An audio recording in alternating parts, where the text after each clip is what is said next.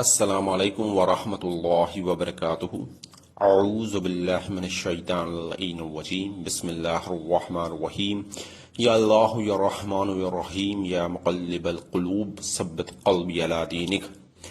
خدا کے فضل و کرم سے ہماری گفتگو نہج البلاغہ کے خطبہ نمبر 1 کے بارے میں جاری تھی۔ خطبے میں ابھی تک ہماری گفتگو یہاں تک پہنچی تھی کہ مولا خداوند عالم کی حمد و ثنا سے خطبے کا آغاز کرتے ہیں۔ الحمدللہ الذی لا یبلغ مدحتہ القائلون، یعنی ساری تعریف اس اللہ کے لیے ہے جس کی مدحت تک بولنے والوں کی تکلم کی رسائی نہیں ہے۔ ولا یحصی نعماءہ العادون، اور اس کی نعمتوں کو گننے والے شمار نہیں کر سکتے ہیں۔ ولا یودی حقہ المجتہدون، اس کے حق کو کوشش کرنے والے بھی ادا نہیں کر سکتے۔ الحمدللہ ہماری گفتگو ان 3 فراز، ان 3 جملوں تک ہو چکی تھی۔ آج اسی تیسرے فراز ولا یودی حقہ المجتہدون سے کلام کا آغاز کرتے ہیں۔ مجتہد جہد سے ہے اور اجتہاد بھی اسی سے ہے۔ اس کا جو لغوی معنی ہے، یعنی ڈکشنری کے اعتبار سے جو میننگ ہے، وہ ہے سخت کوشش کرنے والا، اور ہم جو فقیہ کو بھی اور مراجع تقلید کو بھی مجتہد کہتے ہیں، وہ در حقیقت اشارہ ہوتا ہے کہ اس مقام تک پہنچنے تک شدید مشقت، کوشش و زحمتیں اٹھائی جاتی ہیں۔ ایک عالم کی تعبیر کے مطابق مرتبہ اجتہاد ایسے ہی ہے جیسے اپنے پلکوں سے کنواں کھودنا، کہ جتنی محنت درکار ہے کہ ایک شخص اپنے پلکوں سے کنواں کھودے، اتنی ہی محنت درکار ہوتی ہے کہ ایک شخص جو ہے مرتبہ اجتہاد تک پہنچے، یعنی ایک بہت ہی سخت اور دشوار مرحلہ ہے۔ تو جتنی بھی محنتیں کر لیں، جتنی بھی کوششیں کر لیں، پروردگار عالم کا حق ادا نہیں کیا جا سکتا۔ بندے میں اس بات کی معرفت جتنی زیادہ پیدا ہوتی جائے گی، اتنی زیادہ اللہ کے سامنے عاجزی، انکساری و تواضع پیدا ہوتی جائے گی۔ اور یہی سبب ہے کہ جو معرفت کے نقطۂ کمال پہ تھے، یعنی پیغمبر اکرم صلی اللہ علیہ وسلم اور اہل بیت اطہار علیہ السلام، ہم جب ان کے کلمات کو پڑھتے ہیں تو دیکھتے ہیں کہ دنیا کا کوئی بندہ عاجزی و انکساری میں ان کے کلام کی برابری نہیں کر سکتا۔ پڑھنے والے کو ایسا محسوس ہوتا ہے کہ ایسے جملے ہیں کہ لگتا ہے کہ نعوذ باللہ ان سے بڑا گنہگار کوئی نہیں ہے، لیکن در حقیقت جتنا زیادہ بندہ اللہ کے حق ادا کرنے میں کوتاہی کا اعتراف کرتا ہے، گویا اتنا زیادہ اس کو خدا کی معرفت ہو چکی ہے۔ یعنی اگر ہم اس بات کا اعتراف کریں، اس بات کو سمجھیں کہ ہم خداوند عالم کا حق ادا نہیں کر سکتے، اس کا مطلب ہم خدا کی معرفت حاصل کر چکے ہیں۔ ایک بہت ہی خوبصورت حدیث اصول کافی کی ہے کہ امام نے فرمایا کہ اگر دیکھنا چاہو کہ انسانوں میں سب سے زیادہ اللہ کے بارے میں کون علم رکھتا ہے، تو اس کو دیکھو جو اللہ کی قضا پہ سب سے زیادہ راضی ہے، جو اللہ کے فیصلوں، اس کے ڈیسیزنز پر خوش ہے، یعنی اسے معرفت خدا حاصل ہو چکی ہے۔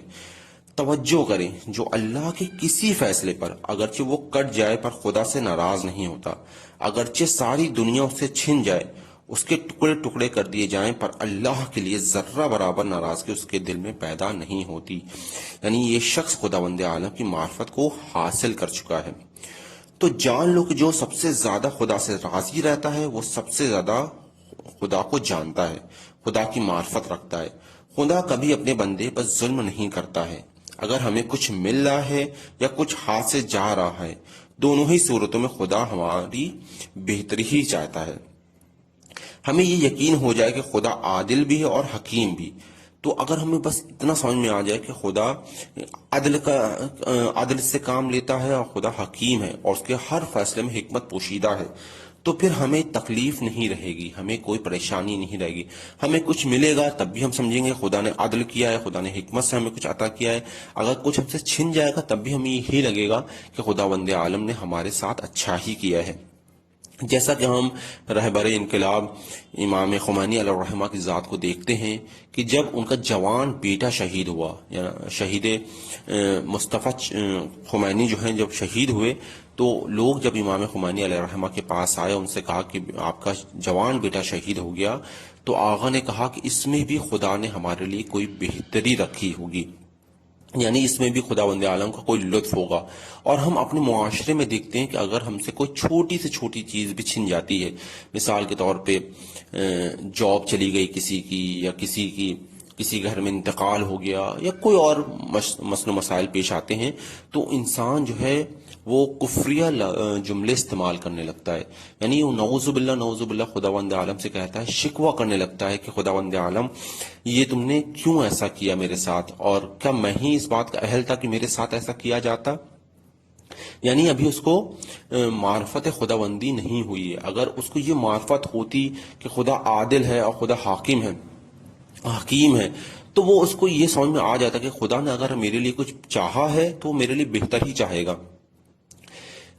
اور اسی طریقے سے لوگ یہاں تک کہہ دیتے ہیں کہ بہت بار آپ نے یہ جملے سنے ہوں گے کہ بنتے بنتے کام بگڑ جاتے ہیں۔ بہت سے لوگ اکثر یہ استعمال کرتے ہیں کہ جاب لگتے چھٹ گئی، کوئی رشتہ ہو رہا تھا ہوتے ہوتے بالکل ختم ہو گیا، تو لوگ کہتے ہیں کام بنتے بنتے بگڑ جاتا ہے۔ اس کا مطلب یہ ہے کہ نعوذ باللہ خدا ہمارے کام کو پہلے بناتا ہے پھر بگاڑ دیتا ہے، ایسا نہیں ہے۔ یعنی یہ ہماری معرفت کی کمی ہے۔ اگر ہمیں یہ سمجھ میں آئے کہ خداوند عالم ہمارا برا نہیں چاہے گا اور ہر حال میں ہمارا اچھا چاہے گا تو ہم یہ جملے ہی استعمال نہ کریں۔ بہت بار آپ نے دیکھا ہوگا کہ کوئی شخص ہے جس کو ٹرین کا سفر کرنا ہے، بہت ہی اہم اس کو سفر درپیش ہے، لیکن عین موقع پر اس کی گاڑی چھوٹ جاتی ہے، وہ بہت پریشان ہوتا ہے، مضطرب ہوتا ہے کہ ٹرین چھوٹ گئی ہے۔ لیکن بعد میں جب اس کو پتہ چلتا ہے کہ ٹرین کا ایکسیڈنٹ ہو گیا اور بہت سے لوگ جاں بحق ہو گئے، تب اس کو اس بات کا احساس ہوتا ہے کہ اس کو جو ٹرین چھٹی ہے اس میں خداوند عالم نے اس کے لیے بہتری چاہیے۔ اسی طرح اور بھی دنیا کے بہت سارے معاملات ہیں کہ ہمیں اس وقت فوری طور پہ ہم یہ لگتا ہے کہ خداوند عالم نے نعوذ باللہ ہمارے ساتھ غلط کیا ہے، لیکن جب وہ وقت گزر جاتا ہے، کچھ سال گزر جاتے ہیں، کچھ وقت گزر جاتا ہے، تو پھر ہمیں احساس ہوتا ہے کہ خداوند عالم نے ہمارے ساتھ جب وہ کیا تھا وہ کام وہ بہتری تھا۔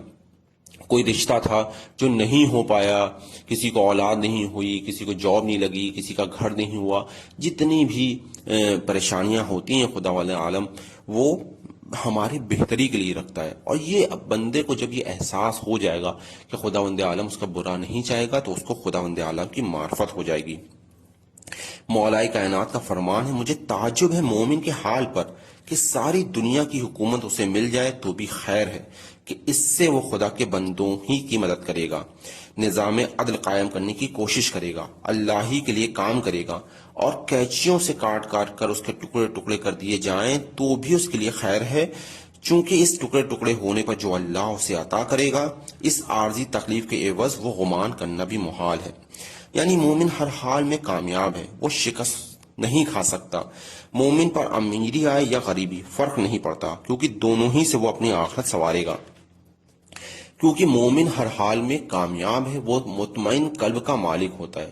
یعنی اگر ہم کامیاب ہیں تو ہمارا قلب بھی مطمئن ہوگا اور ہمیں اضطراب پریشانی ناحق نہیں ہوگی، سکون کی زندگی اسے عطا ہوتی ہے، جس کی طرف قرآن مجید میں ارشاد ہوا ہے سورہ فجر میں کہ بسم اللہ الرحمن الرحیم، یا ایتھا النفس المطمئنہ ارجعی الی ربک راضیۃ مرضیہ فادخلی فی عبادی وادخلی جنتی۔ یہ بہت ہی مشہور اور معروف آیتیں ہیں، اکثر آپ علماء کرام سے مجلسوں میں سنتے رہتے ہیں کہ خداوند عالم جو ہے سورہ فجر میں ارشاد فرماتا ہے، اے اطمینان پانے والی جان اپنے پروردگار کی طرف چل تو اس سے خوش، وہ تجھ سے راضی، تو میرے خاص بندوں میں شامل ہو جا اور میرے بہشت میں داخل ہو جائے۔ اور یہاں جو ہم دیکھتے ہیں کہ اطمینان والے نفس کہا گیا ہے، اور جس کو مکمل مصداق کوئی ہے، کوئی شخصیت ہے، تو وہ سرکار سید الشہداء امام حسین علیہ السلام ہے۔ تو ہم دیکھیں کہ ایک شخص پہ اتنی پریشانیاں ہیں، اتنا اضطراب ہونا چاہیے اس کی زندگی میں کہ بیٹے چلے گئے اور گھر میں پیاس ہے، بھوک ہے، بھائی چلا گیا، بیٹے چلے گئے، تمام پریشانیاں ایک انسان پہ لاحق ہیں، لیکن خداوند عالم ان کو کیا کہہ رہا ہے کہ وہ نفس مطمئنہ ہے۔ اور اسی طرح ہم اپنی زندگی میں بھی نفس مطمئنہ بن سکتے ہیں، مطمئن نفس والے انسان بن سکتے ہیں اگر ہمیں یہ احساس ہو جائے کہ خداوند عالم ہمارا برا نہیں چاہے گا۔ اب جب ہم مومن ہونے کے باوجود ہماری زندگیوں میں اضطراب ہے، پریشانی ہے، تو اس کی وجہ یہ ہے کہ ہمیں ان حقیقتوں کو صحیح سے کشف نہیں کر پائے ہیں۔ ہمیں ابھی تک یہی نہیں سمجھ پائے کہ خداوند عالم اپنے بندوں کا برا نہیں چاہتا، اور وہ نافرمان بندوں کو، حامان اور فرعون اور شداد جیسوں کو جب وہ عطا کر رہا ہے، تو اگر ہم اس کی اطاعت کر رہے ہیں تو کیسے ہو سکتا ہے کہ خداوند عالم ہمارا برا چاہے؟ لیکن یہاں پہ یہ بات بہت ضروری ہے کہ جو مومن کامیاب ہے تو ہمیں بھی مومن بننا ہوگا. اگر ہمیں کامیابی حاصل کرنی تو ہمیں مومن بننا ہوگا. مومن ہونے کے لیے ایمان مکمل ہو. ایمان کا مطلب ہے خدا کی اطاعت. ایمان تب تک مکمل نہیں ہو سکتا جب تک ہم خدا کی اطاعت میں سرگردہ نہ ہوں. یعنی ایسا نہیں ہو سکتا کہ ہم خود کو تو مومن کہیں اور نماز جیسی عظیم نعمت سے فیضیاب نہ اٹھائیں. اسی طریقے سے اور بھی دیگر کام جو خداوند عالم نے ہم پہ عائد کیے ہیں وہ ہماری بہتری کے لیے. سبھی جانتے ہیں کہ ہمارے سجدوں سے اس کی خدائی بڑھنے والی نہیں اور ہمارے ترک سجدوں سے بھی اس کی خدائی میں کوئی کمی نہیں آنے والی. تو یہ جتنی بھی چیزیں خداوند عالم نے ہمیں لطفاً دی ہیں، نماز، روزہ اور بھی جتنی بھی عبادتیں ہیں، وہ سب ہمارے ہی کمال کے لیے کہ ہم اپنی منزل کمال تک پہنچ سکیں. جیسا کہ آیت اللہ علی قاضی طباطبائی علیہ الرحمہ ارشاد فرماتے ہیں کہ جو اول وقت نماز پڑھتا ہے اور اس کو بلندی نہ ملے، اس کو کامیابی نہ ملے، تو وہ میرے اوپر لعن طعن کرے. یعنی ایک روایت میں تو یہاں تک کہا کہ میرے اوپر تھوک دے. تو اتنا عظیم مرجع علی حضرت آیت اللہ علی قاضی طبائی اتنی عظیم بات کہہ رہے ہیں کہ اگر کسی کو بلند مقام چاہیے تو اول وقت نماز پڑھے. تو اگر ہم مومن بننا چاہتے ہیں، ہم کامیابی حاصل کرنا چاہتے ہیں، تو پھر صرف لفاظی نہ کرتے، صرف لفظوں سے نہ کہیں کہ ہم مومن ہیں، ہم علی کے چاہنے والے ہیں، بلکہ عمل کے میدان میں بھی آگے آئیں اور اسی طرح گناہوں سے بھی دوری اختیار کریں. ایسا نہیں ہو سکتا کہ ہم کہیں کہ ہم مومن ہیں اور خدا کی اطاعت کر رہے ہیں اور ساتھ میں اس کی نافرمانی بھی کر رہے ہیں. تو جیسا کہ پچھلے درس میں بتایا گیا تھا کہ حقیقی شکر یہی ہے کہ خداوند عالم نے جو نعمتیں دی ہیں اس کا استعمال اس کی نافرمانی میں نہ کیا جائے. تو مومن ہر حال میں کامیاب ہے. یعنی جب خدا بندے کو کچھ دے گا تو وہ راہ خدا میں خرچ کرے گا، نہیں دے گا یعنی زندگیوں میں تکالیف اور پریشانیاں ہیں تو یہ پریشانیاں اسے خدا سے اور قریب کر دیں گی. یعنی ہر حال میں مومن پریشان نہیں ہوتا اور وہ کامیاب رہتا ہے. اکثر ہم خوشحالی میں خدا کو بھول جاتے ہیں. یہ ہمارے ساتھ بہت ہوتا ہے کہ جب خوشحالی آتی ہے، جب بہت سارے آرام آسائشیں ملنے لگتی ہیں تو ہم خدا بند عالم کہیں نہ کہیں بھول جاتے ہیں. تو خدا بند عالم چاہتا ہے کہ اس کا بندہ اسے یاد کرے. تو اس موقع پہ خداوند عالم ہمیں کچھ پریشانیوں میں ڈال دیتا ہے اس وجہ سے تاکہ اس کا بندہ اس کو یاد کر سکے. تو یہ اس وجہ سے نہیں ہوتا. خداوند عالم ہمیں مشکلوں میں دیکھنا چاہتا ہے، ہمیں پریشانیوں میں دیکھنا چاہتا ہے. وہ یہ چاہتا ہے کہ اس کا بندہ اس کے عشق میں رہے، اس سے راز و نیاز میں رہے. تو اگر ایسا ہوتا ہے کہ اگر ہم خوشحالی میں خداوند عالم کو بھول رہے ہیں تو ہم کو وہ پریشانیاں تکلیف دیتا ہے تاکہ ہم اس کی طرف پھر سے متوجہ ہو جائیں. یہ بھی خداوند عالم کا لطف و کرم ہے. اور اہل بیت علیہ السلام کی زندگی دیکھیں تو تکالیف زیادہ ہے، مال دنیا کی فراوانی کم ہے. اگر وہ چاہتے تو دنیا کے تمام خزانے اختیار میں آ جاتے. شب معراج حضرت جبریل رسول خدا صلی اللہ علیہ وسلم کے پاس آئے اور کہا خدا نے آپ کو اختیار دیا ہے کہ اگر آپ چاہیں تو دنیا کے تمام خزانے آپ کے اختیار میں آ جائیں اور آپ اس کو تصرف کریں، اور چاہیں آپ اللہ کا عاجزی و انکساری والا بندہ بن جائیں. یعنی دولت چاہیں تو دنیا کے تمام خزانے عطا کر دیے جائیں، اور صرف دنیا نہیں، دنیا اور آسمان تمام خزانے عطا کر دیے جائیں. چاہے تو غربت اختیار کر لیں. رسول خدا صلی اللہ علیہ وسلم نے خدا کا عاجزی و انکساری والا بندہ بننا زیادہ پسند کیا.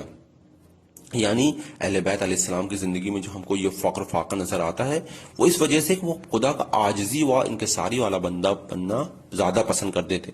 اگر وہ چاہتے تو مال و دنیا ان کے پیروں میں آ کے گر پڑتی، لیکن انہوں نے اس دنیا کو مال دنیا کو دور ہٹایا. اور یہ ہماری بھی روش ہونی چاہیے کہ ہمیں بھی زیادہ دنیا کے پیچھے نہیں دوڑنا چاہیے. ہمیں اہل بیت کی زندگی سے یہی سبق لینا چاہیے کہ ہمیں آخرت کی تیاری میں لگے رہنا چاہیے. یہ دنیا جو ہے اس کے پیچھے بالکل نہیں دوڑنا چاہیے. ہاں اتنی دنیا ضروری ہے جتنے میں ہمارا کام چل سکے.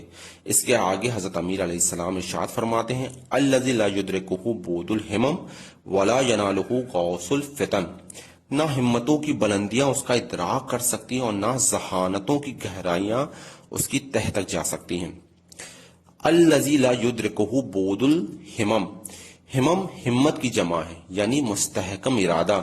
یعنی وہ اللہ جس کو بلند ترین ہمتیں، دور تک جانے والی ہمتیں، بلند افکار یعنی بلند فکریں جس کو سمجھ نہیں سکتے، ڈیپ تھاٹس بھی اس کا ادراک نہیں کر سکتی، اس کو سمجھ نہیں سکتی. جتنا بھی بلند سوچیں، جتنے بھی آگے بڑھ جائیں، اللہ تبارک و تعالیٰ کو درک نہیں کر سکتے، اس تک پہنچ نہیں سکتے، یعنی اس کا احاطہ نہیں کر سکتے. کوئی یہ نہیں کہہ سکتا کہ میں نے خدا کو سمجھ لیا ہے، اب اس کے آگے کوئی اور مقام نہیں ہے۔ ولا ینالہ غوث الفتن، فتن فطانت کی جمع ہے۔ فطانت کہتے ہیں وہ زیادہ ذہانت کو، بہت زیادہ سمجھداری۔ بہترین ذہانتیں گہرائیوں میں اترتی جائیں پر اس تک نہیں پہنچ سکتی۔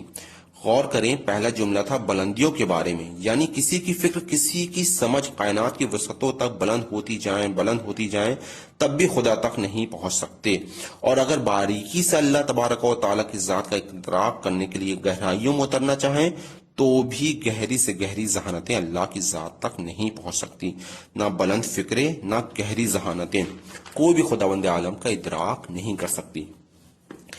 انسان کیوں اسے درک کرنے سے عاجز ہے؟ ایسا کیوں ہے کہ نہ بلند ہمتیں اس کا ادراک کر سکتی ہیں، نہ گہری ذہانتیں؟ تو اگلا جملہ اس کے جواب میں ہے۔ مولا ارشاد فرماتے ہیں الذی لیس لصفتہ حد محدود، وہ خدا جس کی صفت کی کوئی حد محدود نہیں ہے۔ حد محدود یعنی کوئی حد ہی نہیں ہے، یعنی کوئی ایسی حد ہے ہی نہیں جہاں پہ ہم پہنچ کے کہیں کہ ہم نے خدا کا احاطہ کر لیا ہے، یعنی کوئی اس کی حد ہی نہیں ہے، لا محدود حد ہے۔ ولا نعت موجود، صفت جب ہم کہتے ہیں صفت تو صفت میں اچھی اور بری دونوں صفتیں ہو سکتی ہیں، اچھی صفت اور بری صفت، جیسے وصف کہتے ہیں اچھے اوصاف برے اوصاف۔ نعت کا مطلب ہوتا ہے کہ اچھی صفت یا اچھے صفات، یا ولا نعت موجود یعنی ایسی کوئی نعت وجود ہی نہیں رکھتی جو اللہ کی نعت کا احاطہ کر لے۔ نعت عموماً ہم رسول خدا صلی اللہ علیہ وسلم کے لیے یہ لفظ کا استعمال کرتے ہیں، نعت رسول، لیکن نعت ایک عمومی لفظ ہے جس کا معنی ہے کہ کسی کی اچھی تعریف کرنا۔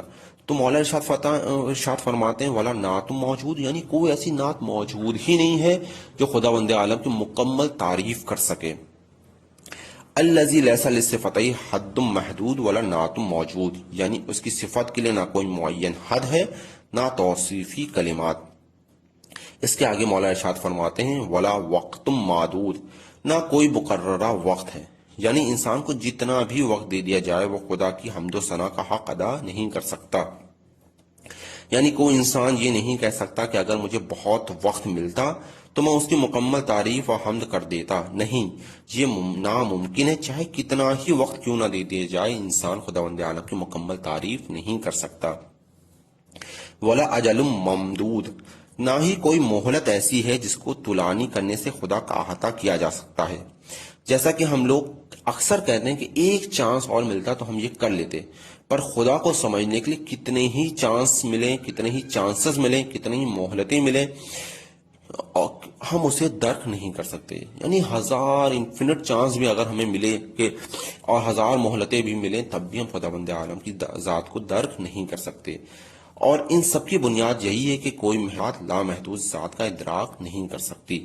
یہ بنیادی بات ہے، یہ بنیاد ہے کہ ہم کیوں اس کو ادراک نہیں کر سکتے، کیوں نہیں سمجھ سکتے۔ جو بار بار یہی بات آ رہی ہے کہ ہم اس کو ادراک نہیں کر سکتے، ہم اسے سمجھ نہیں سکتے، وجہ یہی ہے کہ ہم محدود ہیں اور خداوند عالم کی ذات لامحدود ہے۔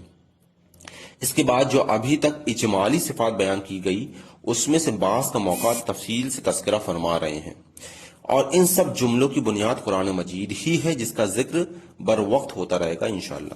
اس کے بعد مولانا ارشاد فرماتے ہیں فطر الخلائق بقدرتہ، اس کا سادہ سا ترجمہ یوں بنے گا کہ مخلوقات کو خلق فرمایا اپنی قدرت سے۔ فطرہ کا عام معنی ہے کہ خلق فرمانا، پر ہم سبھی جانتے ہیں کہ خلقہ ایک الگ لفظ ہے عربی لغت میں جس کا معنی ہے خلق فرمانا۔ فطرہ کا معنی ہے کہ کسی چیز کو چیر دینا یا پھاڑ دینا۔ فطرہ کا اصل معنی یوں بنے گا کہ پردہ عدم کو پھاڑ کر کسی چیز کو وجود میں لے آنا، یعنی کوئی چیز جو کسی طرح کا کوئی اثر، کوئی نام و نشان، کوئی وجود نہیں رکھتی تھی اس کو کوئی چیز بنا دینا، یعنی کوئی چیز، کوئی شے جو ایگزسٹ ہی نہ رکھتی ہو اس کو ایگزسٹنس میں لے آنا۔ سورہ دہر جسے سورہ انسان بھی کہا جاتا ہے، اس کی ابتدائی آیت میں خداوند عالم ارشاد فرما رہا ہے بسم اللہ الرحمن الرحیم هل اتى على الانسان حين من الدهر لم يكن شيئا مذکورا، بے شک انسان پر ایک ایسا وقت آ چکا ہے کہ وہ کوئی چیز قابل ذکر نہ تھا، یعنی اس میں کوئی چیز ایسی تھی ہی نہیں کہ جس کا ذکر کیا جا سکے، کچھ تھا ہی نہیں جس کا ذکر کیا جا سکے۔ ایک ہو کا عالم اور صرف ذات پروردگار، کوئی مخلوق نہیں، کچھ بھی نہیں۔ تو فطر الخلائق بقدرتہ ہی کے کہ اس نے تمام مخلوقات کو صرف اپنی قدرت سے عالم عدم سے عالم وجود میں لے آیا، یعنی کچھ بھی نہیں تھا، کچھ بھی نہیں، اور اس یعنی عدم، بالکل عدم، کچھ بھی نہیں، اس سے خداوند عالم نے تمام مخلوقات کو وجود بخشا، یعنی کچھ تھا ہی نہیں، خداوند عالم نے کچھ نہیں سے تمام مخلوقات کو خلق فرمایا۔ سوائے خداوند متعال کے کوئی اس بات پر قدرت نہیں رکھتا کہ عدم سے کسی چیز کو وجود میں لے آئے۔ لا شے سے کوئی شے بنا دینا صرف خدا ہی کر سکتا ہے۔ انسان کیا کرتا ہے کہ پہلے سے موجود چیزوں کو توڑ پھوڑ کے، جوڑ توڑ کے نئی چیز بنا لیتا ہے۔ جتنے بھی علوم کی ترقیاں ہو رہی ہیں، جتنی بھی نئی ٹیکنالوجی آ رہی ہے، جتنی بھی ایجادات ہو رہی ہیں، وہ دراصل ایجاد نہیں ہے۔ ایجاد عربی کا لفظ ہے جس کا معنی ہے وجود میں لانا۔ تو شے کا وجود تو پہلے سے موجود ہوتا ہے، انسان کیا کرتا ہے کہ انہی موجود چیزوں سے نئی چیز بنا لیتا ہے، جیسا کہ بچے بلاکس کو جوڑ کر گھر بنا لیتے ہیں۔ اسی طرح سائنسداں عالم کائنات میں موجود چیزوں کی صفات کو کشف کرتے ہیں، یا آسان طریقے سے کہا جائے کہ میٹر کی پراپرٹیز کو ڈسکور کرتے ہیں، اور پھر انہی پراپرٹیز، انہی صفات کے تحت نئی چیز بنا دیتے ہیں۔ نہ کسی نے دعویٰ کیا، نہ کوئی یہ دعویٰ کر سکتا ہے کہ میں نے لا شے سے ایک شے بنا دی ہے۔ کچھ نہیں تھا اور میں نے کچھ بنا دیا ہے۔ ہم سبھی جانتے ہیں کہ ایسا دعویٰ کوئی نہیں کر سکتا۔ عدم کے پردے کو پھاڑ کر وجود بخشنا، اس سے کہتے ہیں فطرہ۔ اسی طرح افطار جو ہم لوگ کہتے ہیں، تو افطار بھی فطرہ سے نکلا ہے۔ افطار کا مطلب کیا ہے کہ روزے کو پھاڑ دینا، یعنی روزے کو چیر دینا، روزے کو ختم کر دینا، اسی سے افطار نکلا ہے۔ تو فطرہ کا مطلب یہ ہوا کہ خداوند عالم نے کوئی چیز جو عدم میں تھی، جو وجود نہیں رکھتی تھی، اس کو وجود بخشا۔ وَنَشَرَ الرِّيَاحَ بِرَحْمَتِهِ، اور پھر ہوائیں چلائی ہیں اپنی رحمت سے۔ خلق کا نام لیا تو کہا اپنی قدرت سے، اور جب ہواؤں کو چلانے کا ذکر کیا تو کہا اپنی رحمت سے۔ یعنی اس سے پہلے کا جو جملہ تھا جس میں پروردگار نے یہ کہا کہ میں نے مخلوق کو خلق فرمایا ہے، تو وہاں پہ کہا کہ اپنی قدرت سے، لیکن جب ہواؤں کو چلانے کی بات آئی تو خداوند عالم نے کہا کہ اپنی رحمت سے، اور اس کا اشارہ بھی قرآن پاک میں موجود ہے، سورہ اعراف آیت نمبر 57 میں، وَهُوَ الَّذِي يُرْسِلُ الرِّيَاحَ بُشْرًا بَيْنَ يَدَيْ رَحْمَتِهِ۔ خدا کی رحمت یقیناً قریب ہے، اور وہی تو وہ خدا ہے جو اپنی رحمت ابر سے پہلے خوشخبری دینے والے ہواؤں کو بھیجتا ہے۔ یعنی وہ خدا ہے جو خوشخبری دینے کے لیے رحمت سے اپنی ہواؤں کو بھیجتا ہے۔ یہ خاص طور پر اس موقع کے لیے کہ جب بارشیں نہ ہوں، زمین بنجر پڑی ہو، فصلیں خراب ہو جانے کا اندیشہ ہو، پینے کے پانی کے کم یا ختم ہو جانے کا اندیشہ ہو، تو ایسی سخت گرمی میں اور شدت میں جب بارش کا پیغام لے کے ٹھنڈی ہوا چلتی ہے تو وہ قحط زدہ لوگ جو بھوک مری و بارش نہ ہونے کی وجہ سے بے حال ہو رہے ہوں، ان سے پوچھیے یہ کتنی بڑی رحمت خداوندی ہے۔ اور اسی لیے بارش کو رحمت کہا گیا ہے، اور وہ اوقات جن میں دعا مانگنے کی تاکید ہے، اس میں سے ایک یہی موقع ہے کہ جب بارش ہو رہی ہو تو خدا سے دعا مانگی جائے۔ ٹھنڈی ہوائیں و تازگی دیتی بارش یعنی خدا کی رحمت جوش میں ہے، تو ہمیں اس وقت دعا کو فراموش نہیں کرنا چاہیے کہ یہ قبولیت دعا کا بہترین وقت ہوتا ہے۔ تو آج کے درس میں سے مولا امیر المومنین علیہ السلام کے کلام کی روشنی میں ہم نے یہ جانا کہ الذی لا یدرکہ بعد الہمم، کہ ہمتوں کی بلندیاں، ذہانتوں کی اونچائیاں خداوند عالم کی ذات کا احاطہ نہیں کر سکتی، ولا ینالہ غوث الفتن، نہ ذہانتوں کی گہرائیاں اس کی تہ تک جا سکتی ہیں۔ الذی لیس لصفتہ حد محدود ولا نعت موجود ولا وقت معدود ولا اجل ممدود، اس کی ذات کے بیان کے لیے نہ کوئی معین حد ہے، نہ ہی کوئی نعت ایسی ہے جو اس کی مکمل تعریف کر سکے، نہ ہی کوئی ایسا وقت جس کے آخر تک خدا کی ثنا مکمل کی جا سکے، اور نہ ہی انگنت مہلتیں اس کو سمجھ سکتی ہیں۔ فطر الخلائق بقدرتہ، اس نے اپنی قدرت سے عدم سے مخلوق کو وجود بخشا۔ ونشر الریاح برحمتہ، اور پھر اپنی رحمت سے ہی ہوائیں چلائی ہیں۔ انشاءاللہ آگے کے مطالب اگلے درس میں پیش کرنے کی کوشش کروں گا۔ اب ایک سوال کہ اگر ہم حقیقی مومن بننا چاہتے ہیں، یعنی ایک ایسی ہستی کہ جو کبھی شکست نہ کھائے، ہر میدان میں جو فاتح نظر آئے، تو اس کے لیے ہمیں پہلا قدم کیا اٹھانا چاہیے؟ دیکھیے، اتنا تو ہمیں سمجھ آتا ہے کہ نظریاتی مباحث کافی نہیں ہیں، اس کے ساتھ ساتھ ہمیں عمل کے میدان میں بھی آگے آنا ہوگا۔ ایک اہم عمل جو ہمیں حقیقی مومن بنانے میں بڑا کارگر ثابت ہو سکتا ہے وہ ہے رات کی تنہائیوں میں نماز شب. یعنی جب پوری دنیا محو خواب ہو، ایک بندہ عاجزی و انکساری کے ساتھ، بھیگی پلکوں و ٹوٹے ہوئے دل کے ساتھ اپنے رب کے سامنے خضوع و خشوع کا سہارا لیتے ہوئے نماز شب پڑھے. نماز شب جس کے لیے رسول خدا صلی اللہ علیہ وسلم ارشاد فرماتے ہیں جو رات کو نماز شب پڑھے گا دن کو اس کے چہرے پر نور ہوگا. حضرت امام جعفر صادق علیہ السلام ارشاد فرماتے ہیں نماز شب پڑھنے کو نظر انداز مت کرو، کیونکہ وہ جو نماز شب سے محروم ہے وہ بہت بڑے گھاٹے و نقصان میں ہے.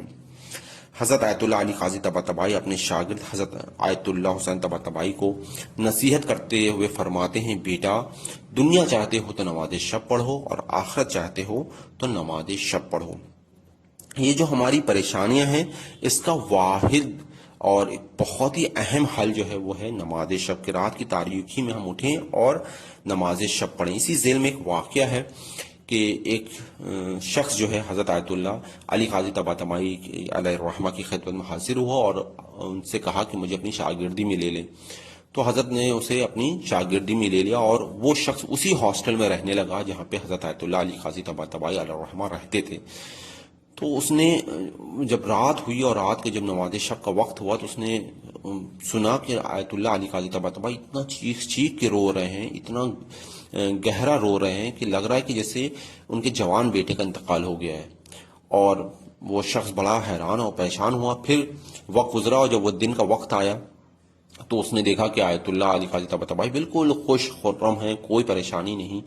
تو وہ بہت ہی تعجب میں آ گیا. اس نے کہا کہ آغا یہ رات میں تو آپ اتنا شدت سے گریہ وزاری کر رہے تھے اور دن میں آپ اتنے خوشحال نظر آ رہے ہیں، تو ایسا کیا ہوا؟ تو حضرت جو رائے حل بتاتے ہیں اور یہ رائے حل ہم سب کے لیے اور ہم سب اپنی زندگی میں اس پہ عمل پیرا ہو سکتے ہیں. انہی نے کہا کہ جب میں راتوں کو اٹھ کے نماز شب میں گریہ وزاری کرتا ہوں تو وہ گریہ وزاری مجھے دن کے وقت سکون بخشتی ہے. تو اگر ہمیں اپنی زندگیوں میں سکون لانا ہے تو اس کا ایک واحد حل یہی ہے کہ ہمیں نماز شب کو فراموش نہ کریں. ہمیں دنیا چاہیے تو نماز شب پڑھیں، ہمیں آخرت چاہیے تو نماز شب پڑھیں. اب یہاں پہ کوئی بندہ جو نماز شب پڑھتا ہے وہ تو بہت ہی خوب ہے ماشاءاللہ، لیکن اگر کوئی بندہ جو نماز شب کا ابتدا کرنا چاہتا ہے، شروع کرنا چاہتا ہے، تو اس کو یہ میں بتا دوں کہ نماز شب جو ہے وہ کل 11 رکعت ہے اور جس میں 2x4 جو ہے یعنی 8 رکعت نماز شب ہے، 2x1 جو 2 رکعت نماز شب ہے اور 1 رکعت نماز وتر ہے. یعنی دو کر کے جیسے فجر کی نماز پڑھتے ہیں ویسے دو کر کے ہم اگر 4 نمازیں پڑھیں گے تو ہماری 8 رکعت نماز شب کی ہوگی، 2 رکعت نماز شف اور 1 رکعت نماز وتر ہے. اس کا وقت جو ہے عشاء کی نماز کے بعد سے حضرت آیت اللہ سیستانی کے نزدیک اس کا وقت جو ہے عشاء کے بعد سے شروع ہو جاتا ہے اور فجر کے بعد تک کبھی بھی پڑھ سکتے ہیں اور اس کو قضا بھی کر سکتے ہیں کہ کسی وقت اگر ہم رات میں نہیں پڑھ پائیں تو اس کو دن میں بھی پڑھ سکتے ہیں. اور ساتھ ساتھ اگر ہم 11 رکعت نماز نہیں پڑھ سکتے ہیں تو 9 7 5 3 1 جتنا بھی چاہیں، جتنا اس کو آسان کرنا چاہیں آسان کر سکتے ہیں، کوئی مسئلہ نہیں ہے. لیکن اگر ہمیں خداوند عالم کی ذات تک پہنچنا ہے، ہمیں حقیقی مومن بننا ہے، وہ مومن جو کبھی شکست نہیں کھا سکتا، جو ہر میدان میں کامیاب ہے، جس کے لیے مولا امیر المومنین علیہ السلام ارشاد فرماتے ہیں کہ مجھے تعجب ہے مومن کے اوپر کہ اگر اس کو کائنات کی حکومت مل جائے تب بھی اس کے لیے خیر ہے اور اس کے جس پہ ٹکڑے کر دیے جائیں تب بھی اس کے لیے خیر ہے. تو اگر ہمیں ایسا مومن بننا ہے تو پھر ہمیں نماز شب کو شروع کرنا ہوگا. اگر ہم الحمدللہ نماز شب پڑھتے ہیں تو بہت خوب ہے، لیکن اگر نہیں پڑھتے ہیں تو آج سے مصمم ارادہ کریں کہ کسی بھی حالت میں نماز شب کو ترک اور فراموش نہیں کریں گے. اور اگر یہ بھی عہد کریں کہ اگر کسی دن یا کسی وقت ایسا ہوا کہ میں رات میں اس کو نماز شب کو نہیں پڑھ پایا تو پھر دن میں اس کی قضا کریں، یعنی اپنے اوپر ایک طریقے سے واجب کر لیں اور کہ میں اپنے اوپر واجب کرتے ہوں یا کرتی ہوں کہ مجھے نماز شب پڑھنا ہی پڑھنا ہے، ولو 1 رکعت نماز پڑھیں. ہو سکتا ہے کہ اگر ہم کسی رات میں نہیں اٹھ پائے اور نماز شب نہیں پڑھ پائے تو جب ہم فجر کی نماز پڑھنے لگے تو فجر کی نماز کے بعد اگر نہیں ہمت ہے تو 1 رکعت نماز وطر پڑھ لیں، لیکن بہرحال نماز شب کو ترک نہ کریں۔ خداوند عالم سے دعا کرتے ہیں کہ پروردگار ہماری اس مختصر سی عبادت کو قبول فرما، ہمیں مولا امیر المومنین علیہ السلام کے کلمات کو زیادہ سے زیادہ سمجھنے اور زیادہ سے زیادہ عمل کرنے کی توفیق عطا فرما۔ پروردگار اس وبا کو اس دنیا سے ختم فرما، ہمارے مرحومین جو دنیا سے چلے گئے ان کی مغفرت فرما، ہمارے بزرگ جو ہمارے ساتھ ہیں ان کا سایہ ہمارے سروں پر قائم دائم رکھ، اور والسلام ورحمۃ اللہ وبرکاتہ۔